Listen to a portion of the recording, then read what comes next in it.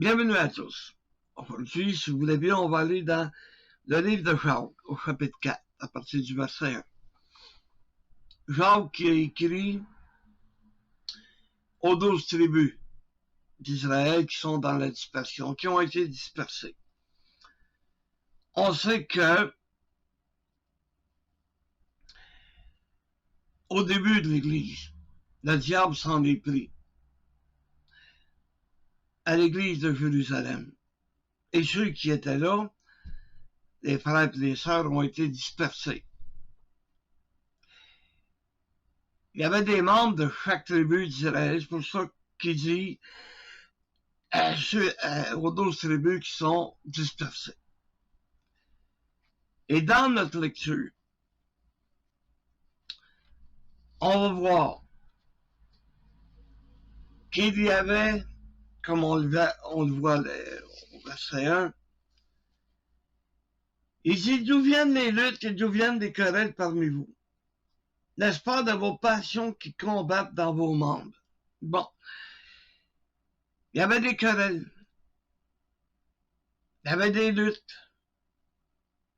Et si vous vous référez au livre des Actes, au 15e chapitre, vous voyez qu'il y avait des frictions. Il y avait des frictions à propos qu'il y en a que, bon, ben, on va les circoncire selon le rite de Moïse, selon ce que Moïse avait institué. Et l'apôtre Paul, un exemple de l'apôtre Paul que lui, calme tes nerfs. La circoncision, c'est celle qui est dans le cœur et non pas celle qui est dans la peau. OK? Mais ça faisait des frictions, faisait des querelles. Donc, lui, là, Jacques, il a des questions, mais il t'apporte les réponses. Peut-être que les réponses ne feront pas l'affaire de tout le monde, mais il apporte quand même des réponses. Et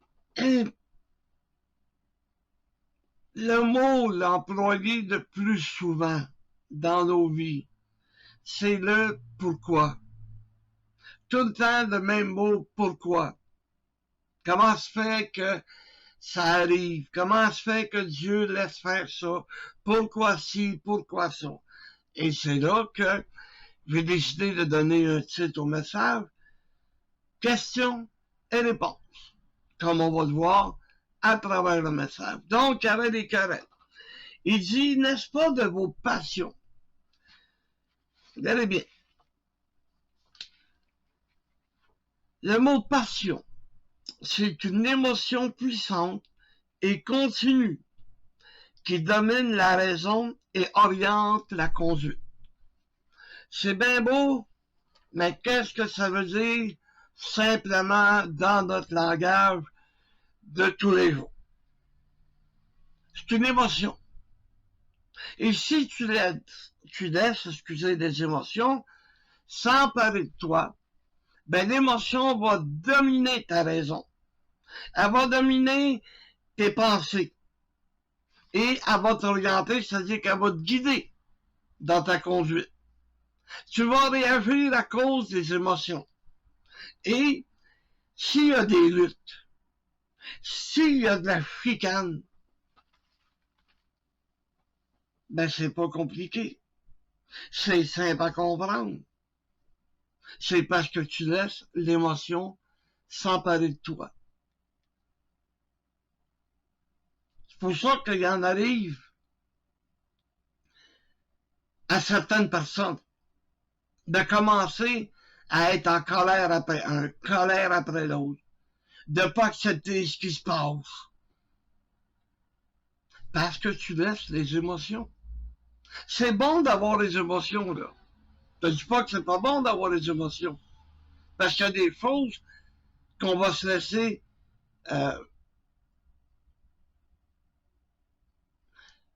comment il faut le dire? On va se laisser émouvoir par l'émotion. Il y a des choses que, oh my, on va avoir de la compassion parce qu'on va laisser les émotions. Mais les émotions peuvent faire aussi le contraire, peuvent nous amener à avoir des querelles, peuvent nous amener à avoir des luttes, à savoir qui je te raison, qui je te tort, puis gna, puis on lève le ton, puis il faut pas laisser des émotions négatives, tiens, je vais lui trouver le mot. Les émotions négatives. Il y a des émotions qui sont positives, qui nous amènent à la compassion, au pardon, un peu comme que Dieu veut que nous soyons pleins de compassion. En fait de ça, il dit au verset 2, vous convoitez et vous ne possédez pas. Vous êtes meurtriers et envieux et vous ne pouvez pas obtenir. Vous avez des querelles, des luttes. Et vous ne possédez pas parce que vous ne demandez pas. Bon, excusez. Je recommence. Verset 2. Vous convoitez et vous ne possédez pas. Vous êtes meurtriers et envieux. Et vous ne pouvez pas obtenir. Vous avez des querelles et des luttes et vous ne possédez pas parce que vous ne demandez pas. Bon. Vous convoitez. On sait très bien que le Seigneur nous dit de ne pas convoiter. La convoitise est un péché qui nous amène à... On convoite puis on possède pas. J'aimerais savoir telle affaire, mais je ne l'ai pas. Il dit pas dans le sens qu'il nous donne la réponse en nous disant vous êtes meurtrier. Ben, de quelle manière que je peux être un meurtrier? Si je ne m'occupe pas de mon frère, si j'haïs mon frère, nous dit l'apôtre Jean, et dit je suis comme Caïn, je suis un meurtrier. Parce que Dieu nous demande de nous aimer les uns les autres. Mais vous êtes envieux. Vous voulez tout. C'est ça qu'il nous dit, là. Il me parle à moi aussi, là. Vous voulez avoir tout. Mais vous ne possédez pas. Vous ne l'aurez pas. Vous ne possédez pas parce que vous ne demandez pas. Et regarde la réponse, vous demandez, vous ne recevez pas parce que vous demandez mal, dans le but de satisfaire vos passions. Je demande mal. Nous demandons mal.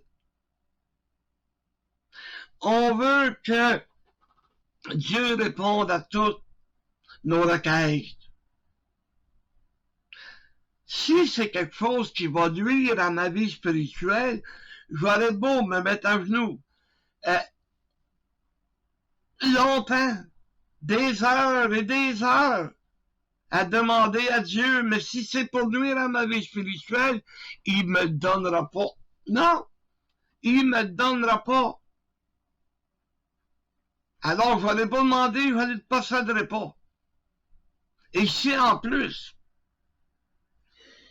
je désobéis à sa parole, me l'avoir encore de moins en moins, si je me préoccupe pas de mes frères, de les aimer, de les aider, de les soutenir, ben, je ne posséderai pas.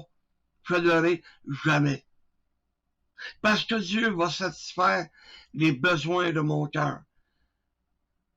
À moins que cette requête que je veux, elle nuise à ma vie spirituelle. Dieu ne l'exaucera pas. Et au verset 4.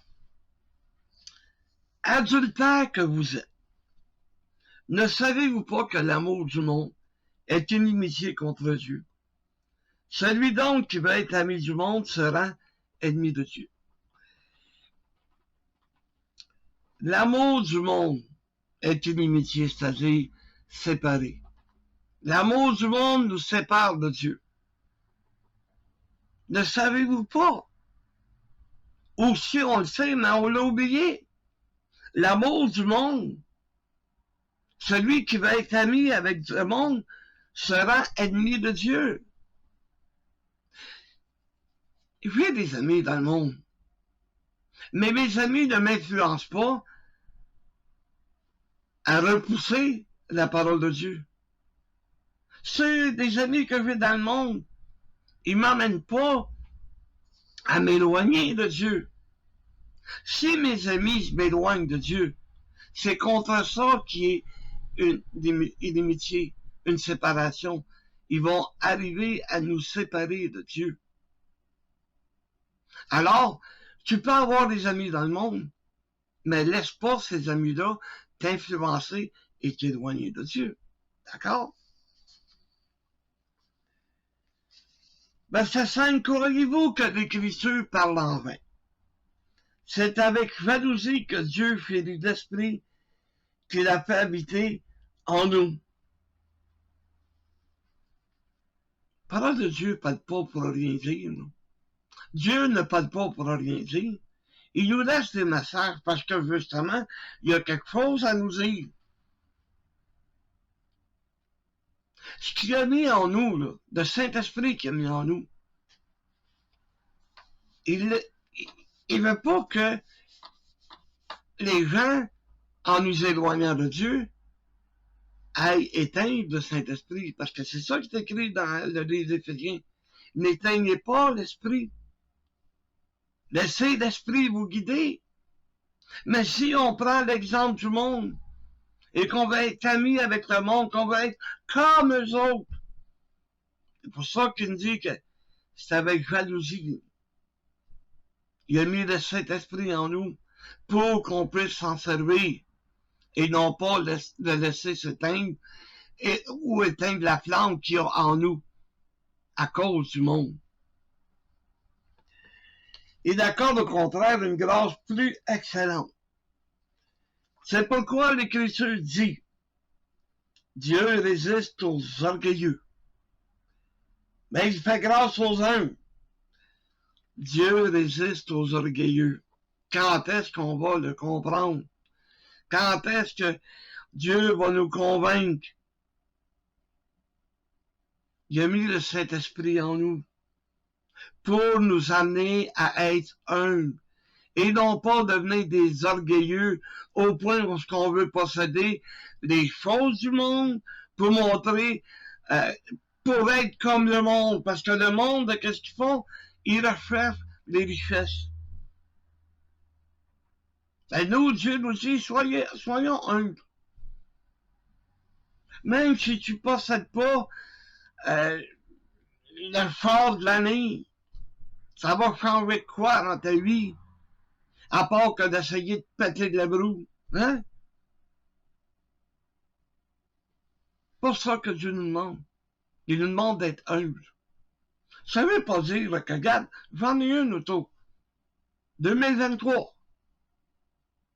Mais avant d'avoir cette auto, avant d'avoir les sous pour acheter cette auto, j'avais des autos bien ordinaires, qui n'étaient pas de l'année, mais je pouvais me déplacer avec.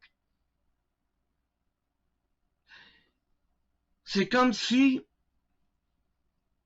pas dire obligé, mais c'est comme si j'avais été contraint, à cause de ma condition, de changer de véhicule.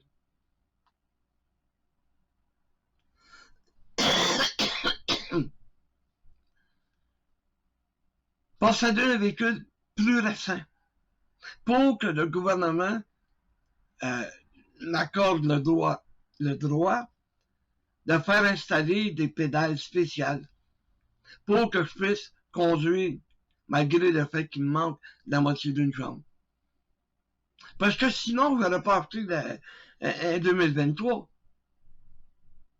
J'aurais acheté un véhicule plus vieux, mais qui aurait fonctionné, qui aurait bien fonctionné.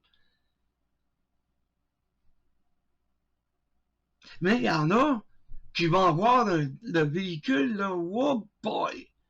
Ils vont payer la totale. Pourquoi? Pour essayer d'impressionner les voisins. C'est dans ce sens-là que Dieu nous demande d'être humble. Il nous demande d'être humble aussi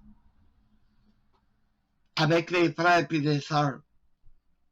De ne pas penser que nos frères et nos sœurs, tu compares à moi, vous êtes rien.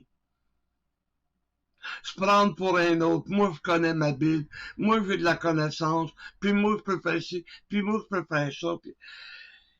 Vous savez ce que c'est, il y en a des orgueilleux. On en rencontre à chaque jour. Mais des personnes qui sont humbles, qui vont faire que le frère se sentent pas plus grands que nous, mais peut-être sur le même niveau.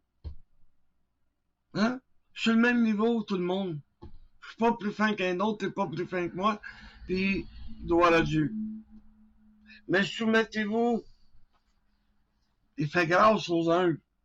Soumettez-vous donc à Dieu, résistez au diable. Il fuira loin de vous. Hey, résistez au diable. Y a-t-il quelque chose de plus dur que ça? Ben, Dieu dit, par l'écriture d'apôtre Paul, dans le premier livre de Corinthiens, il a bien dit qu'aucune tentation qui ne vous est survenue, qui est humaine, que Dieu va préparer de moyens de nous en sortir. C'est ça que Dieu fait. Il dit résiste au diable. C'est difficile, c'est extrêmement difficile. Parce que le diable a 6000 ans d'expérience. Il sait comment faire tomber un homme, comment faire tomber une femme. Il va tout faire. Mais nous, il faut prendre le moyen que Dieu a préparé. Mais si on ne le prend pas, on va tomber.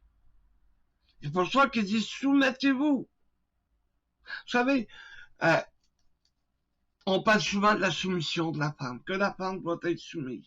Mais nous, chacun d'entre nous, c'est à Dieu que nous devons être soumis. Dieu va nous apprendre, va nous montrer comment conduire notre femme, conduire notre famille. Il nous a pas dit écraser votre femme. Il nous a pas dit, ben votre femme, c'est devenu votre esclave aujourd'hui. Non. C'est une aide que Dieu a mis à nos côtés. Et si tu vas avoir une femme qui est soumise, ben montre-y donc l'exemple.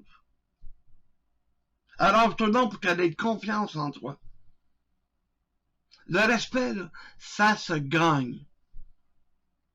Puis c'est pas en regardant une femme par une disant assis-toi que tu vas la convaincre de s'asseoir. Mais si tu as gagné son respect, tu vas simplement lui dire assieds-toi donc, on va jaser. On est tellement orgueilleux qu'on a oublié que nous devons nous soumettre à Dieu avant de vouloir soumettre toutes les autres. Approchez-vous de Dieu, verset 8, et il s'approchera de vous. Approchez-vous de Dieu avant toute chose. Quelle manière qu'on peut être proche de Dieu? De quelle manière qu'on peut s'approcher de Dieu? Pourtant pas Dieu? Par l'obéissance. En obéissant à sa parole. C'est comme ça qu'on va s'approcher de Dieu. Approchez-vous de lui, il va s'approcher de vous autres.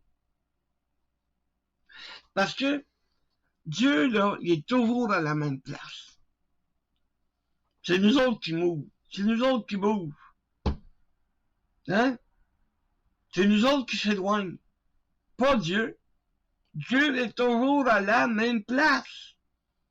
Alors qu'on a juste à aller vers lui. Et où est Dieu? Il est dans sa maison. Et sa maison, c'est lorsque nous sommes assemblés ensemble. On forme la maison de Dieu. Pourquoi il faut aller à l'église? Parce qu'on fait partie de la maison de Dieu. Nous sommes comme une pierre. Vous savez, excusez, j'ai vu une illustration, comme un style de bande dessinée. Et tu vois un barrage. Et dans le bas du barrage, il y a une pierre. Elle a dit, ça sert à rien, là. Puis au nombre de pierres qu'il y a ici, ça changera quoi? Et la pierre décide de s'en aller. C'est une illustration. Ben, le barrage n'a pas résisté. L'eau a commencé à s'écouler et l'eau a commencé à détruire le ciment qui avait tout autour des pierres et le barrage s'est écroulé. C'est une illustration. Nous faisons partie de la maison de Dieu, comme une pierre, mais vivante, selon ce que Pierre nous enseigne dans le 1 Pierre chapitre 2. Excusez-moi. Purifiez vos cœurs, hommes irrésolus. Un homme irrésolu, c'est quelqu'un qui ne sait pas ce qu'il veut. Non, il ne sait pas ce qu'il veut. Il est proche de Dieu. Et donné, hop, il est proche du monde. Hop, et donné, ben, là, il ne sait plus, il se met dans le milieu. À moitié avec Dieu, puis à moitié avec le monde. Homme irrésolu. Moi, j'ai pris la résolution de suivre Dieu selon sa parole. Et ça, je l'ai fait le jour où on m'a baptisé. On m'a posé la question. Et voici ma réponse. J'ai dit oui. Est-ce que tu t'engages dans une bonne conscience à suivre Dieu selon sa parole? Et ma résolution a été de dire oui. Et depuis ce temps-là, j'essaie de suivre Dieu selon sa parole. Verset 9. Sentez votre misère. Ben ça, la misère, là, on la sent quand on manque d'argent. Ah là, on est dans la misère. Mais c'est pas de cette misère-là que le Seigneur nous parle. C'est notre misère spirituelle. Alors qu'on devrait être des maîtres, qu'on est rendu, comme le livre d'Hébreux nous dit, à avoir besoin de lait et non pas de viande, non pas de nourriture solide. Sentez votre misère, sens ta misère. La fin de mois, Dieu s'en occupe. Des problèmes, Dieu s'en occupe. Mais sens ta misère. Sens que ta vie spirituelle, oh là là, qu'elle va pas bien. Et non pas sentir de la misère. Ah, c'est pas dur. La misère humaine. Eh oui. Mais compare ta misère, là, avec celui qui est au loin. Celui qui est présentement en Ukraine. Celui qui est trouvé de se battre. Celui que les enfants peuvent pas aller à l'école. Hey, c'est épouvantable comparé à nous. Compare-toi avec celui qui est dans un pays comme la Chine. Ouais. Où est-ce que t'as un gouvernement, et que le gouvernement t'écrase, que t'as pas le choix, faut que tu vives selon les règles du gouvernement. Ça, là, c'est, oh, comparé à nous, ça, c'est de la misère. Compare ta misère avec celui qui crève de faim dans le fin fond de l'Afrique ou l'Éthiopie à l'époque. Compare ta misère avec eux autres. Tu vas voir que t'es pas si dans la misère que ça. Mais compare ta vie spirituelle. C'est celle-là qu'il faut comparer. Soyez dans le deuil et dans les larmes. Que votre rire se change en deuil et votre joie en tristesse.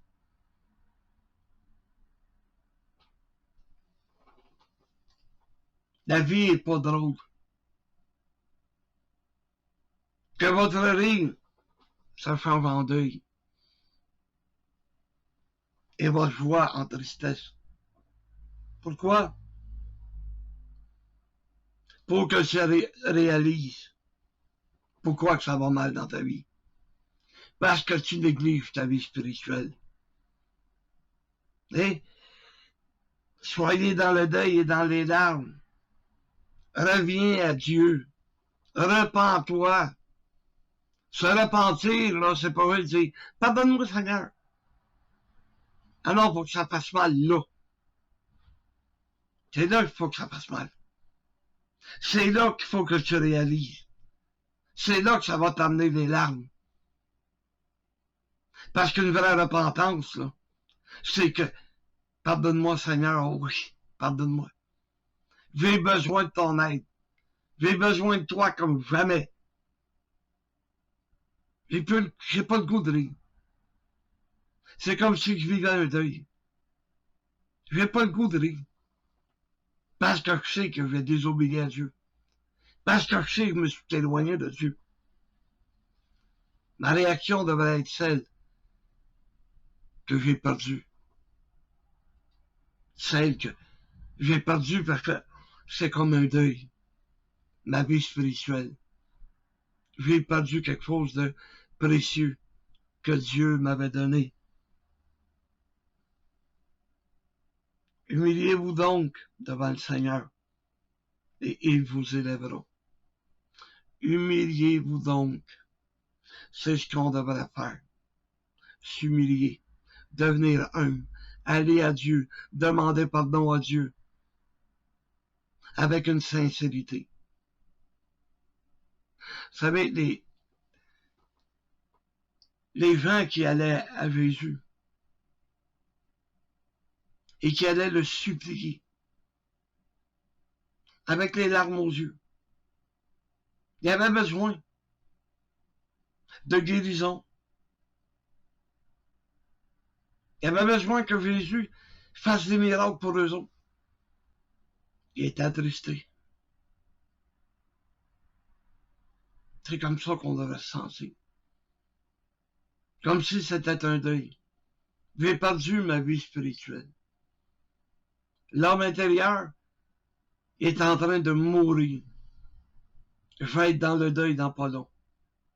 Alors il est temps qu'on retourne vers Dieu et qu'on s'humilie. Que Dieu nous bénisse. Amen.